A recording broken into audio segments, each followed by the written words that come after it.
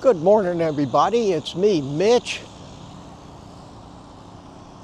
And the title of this video is How I Overcame My Carb Addiction Step by Step. I want to tell you a story. And this story is kind of a summary of what I've been through over a lifetime of fighting overweight, and as I got older, fighting different chronic conditions. And how luckily I discovered the real cause of never being able to sustain, I'll call it a diet, but it really is a lifestyle, and falling off the wagon and gaining weight back again. And I did that over and over. I think most of you are here, and if you're watching this video, you have the same problem. May not have exactly the same cause as me, and that's important to consider. And the one overarching thing that makes this an individual problem is discovering what your particular problem is that keeps you from sustaining any weight loss. Or, more importantly, being content. Being content living the lifestyle that you've chosen. It's okay to diet. We can diet, but most of the time it's inconvenient and unpleasant. And if it's either inconvenient or unpleasant, it is definitely not sustainable. And more important than how much weight you might lose is the fact that it's not all about losing weight. It's all about finding a lifestyle that you enjoy, that's easily sustainable, and therefore simple to do and fun and fulfilling to do for a lifetime. For me, that reason that I couldn't do it was carb addiction or food addiction.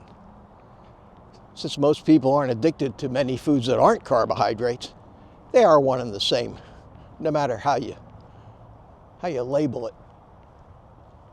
You haven't heard anybody having a steak addiction. It's all about carbs. There's a reason for this. And I have other videos on the channel that go into depth to explain the psychological and physiological reasons that we do get addicted to carbs and not to protein and fat. And I'll put a link to some of those videos in the show notes if you care to watch that. Took me a long time not only to learn about what carb addiction is and where it came from, but to do like most people and in any addiction is fight the urge to not accept the fact that you're an addict. Nobody wants to be an addict. And yet I'm afraid that almost everybody is. But society doesn't consider food addiction a real addiction. They think it's just a fairy tale or an excuse for why people are getting overweight. They want to blame it on genetics and all kinds of other things that haven't changed in 50,000 years, but all of a sudden in the last 60 or 70 years, everybody's genetics has changed. Well, the most important thing that you can do is learn about food addiction, carb addiction. Look at yourself honestly and ask yourself, is that my problem? Am I an addict? And I finally did that. And I finally admitted, even though there was no meeting where I could go up and stand on a stage and say, hi, my name's Mitch and I'm a carbohydrate addict. And even though society didn't think it was a real addiction, I learned and finally admitted to myself that not only is it a real addiction, it is one of the most powerful addictions known to man, with its roots back into ancient survival mechanisms that developed in our ancestors to hunt out and eat sugar or starch when the real food wasn't available. So that was my first hurdle. I finally admitted to myself, my problem is carbohydrate addiction. So then I started learning about how to fight addictions. And the main thing I learned is that if you're addicted to something, there's no such thing as moderation. You have to just abstain. And I said, whoa, abstain? How can you abstain from food? You need food to live. Well, it's not that simple. You need protein and fat to live, but you don't need carbohydrates. And that's where I finally figured out what mistake I had been making after a lifetime of doing low-carb diets, but never, ever doing a no-carb diet.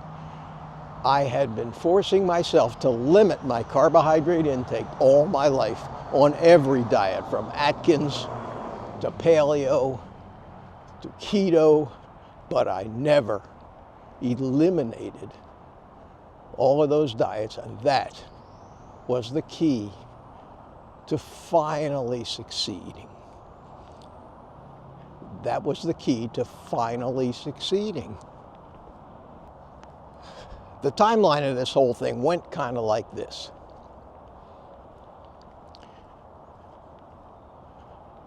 I was on keto for maybe since 2017, 2018. Watched all the videos, learned how to count my carbs, learned which foods I could eat, which I couldn't. I watched all the videos that showed me how to make keto waffles and keto pizza crust and keto mashed potatoes, keto everything. And that was okay, they told me, as long as I limited my carbs to less than 20 total grams a day. And I think I did a pretty good job of that, but you know, who knows what labels you can trust or how accurate the measurements are, or what deception or fraud is in the labeling, kind of like the 60 plus different names they have for sugar, trying to hide that stuff. But I did it. And I did okay. I lost weight, but the cravings never went away because I was allowing myself,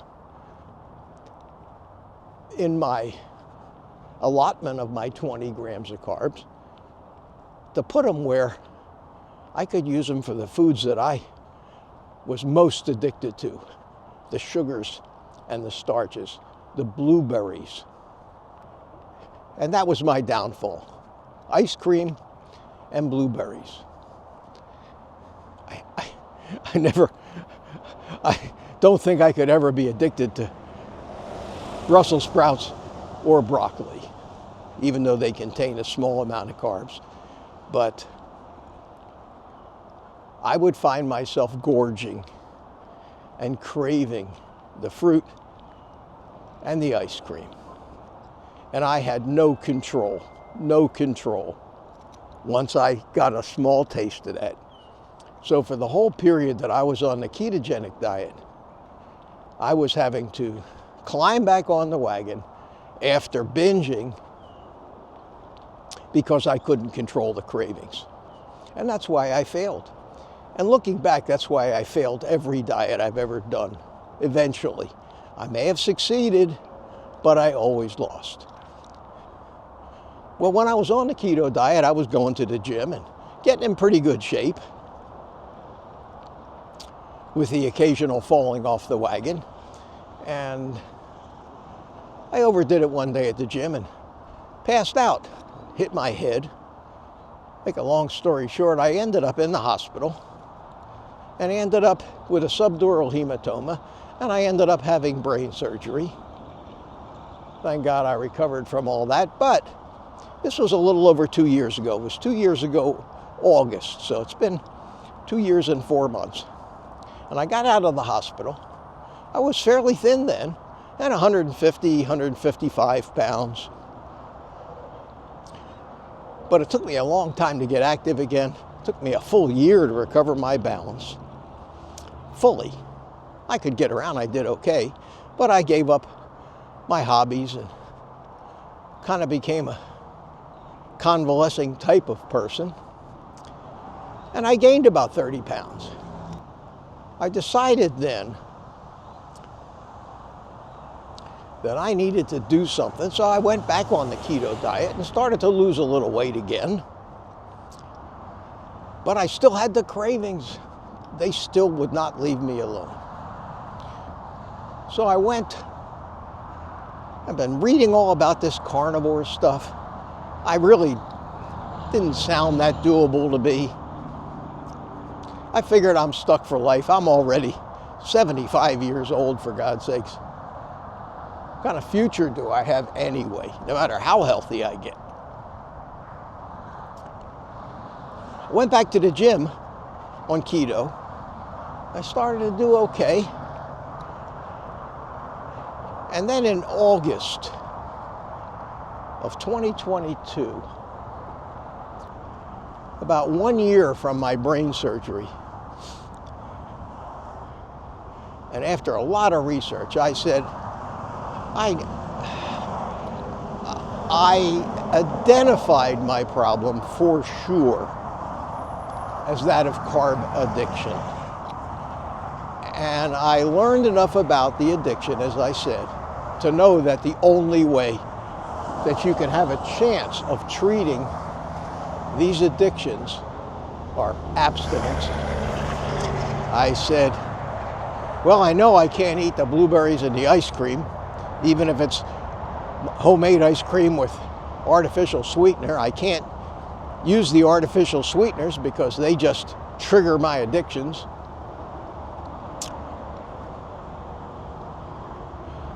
I need to give this carnivore thing a try for 30 days. And I did. I already knew things which later became some of my top priority rules for doing the carnivore lifestyle. And one of them is clean up your environment, get all that crap that you're addicted to out of your sight and out of your mind if it's possible. And go out and shop and fill up your fridge and freezer full of enough food for your little 30-day adventure, if that's what you've decided. And give it your all for 30 days. If it's impossible for you to do, you'll know it because you'll fail. If it's not impossible for you to do, you'll succeed. And what I've since learned is that 30 days is enough time to make significant physiological changes in your body. And at the end of a successful 30 days of complete and total abstinence from plants and carbs, the reduction in your cravings is mind-boggling, almost miraculous.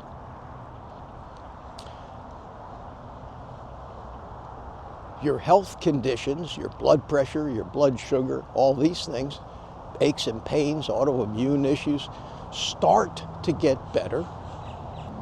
If it did this for me in 30 days, what will it keep doing for me? And that's where I found myself. No plants, no carbohydrates,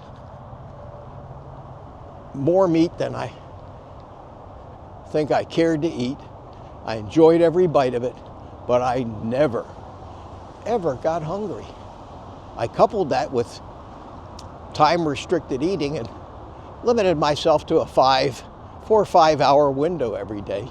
So I was doing intermittent fasting, and the combination of those two things has changed my life dramatically. The best I could ever do on a keto diet was 155 pounds. I now weigh 138 pounds. Every medical condition that I had, including kidney stones, high blood pressure, eczema, gout, eye floaters, rheumatoid arthritis, diverticulosis, and others, small things, joint pain, have not, if all but gone away completely. And the 8 kidney stones that I had are actually shrinking, getting smaller. I just had an x-ray. It's been a miracle for me. It's been an absolute miracle for me. At my age, I'll be 77 in May,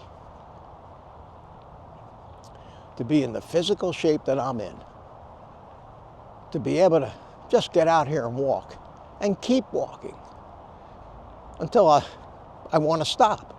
I don't care if it's 5 miles, 10 miles, to go to the gym and work out, to build muscle like I never thought I could at my age, are all such fabulous benefits.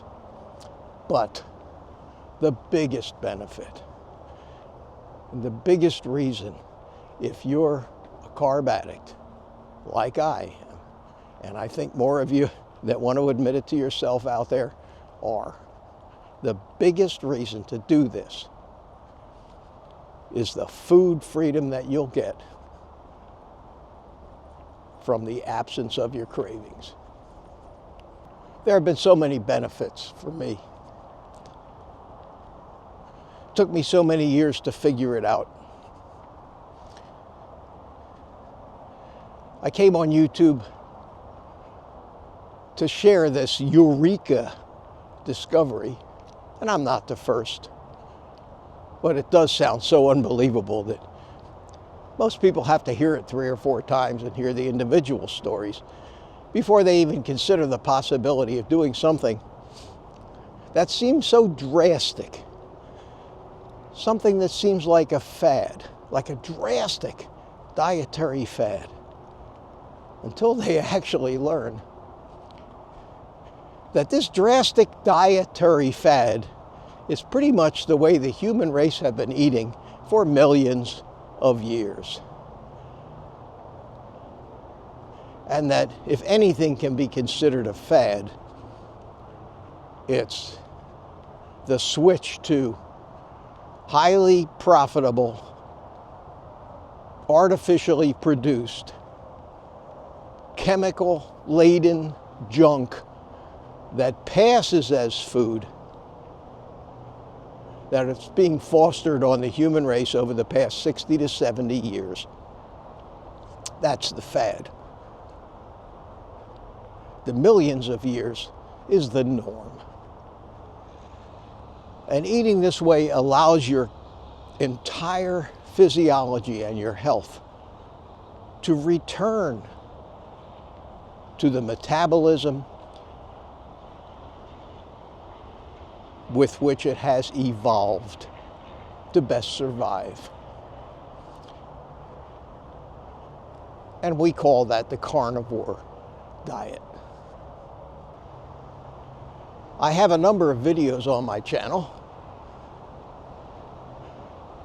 about what to do in the first 30 days, the mindset and the whys of why you should do this, in-depth and down the rabbit hole explanations of most of the points that I've made in this video.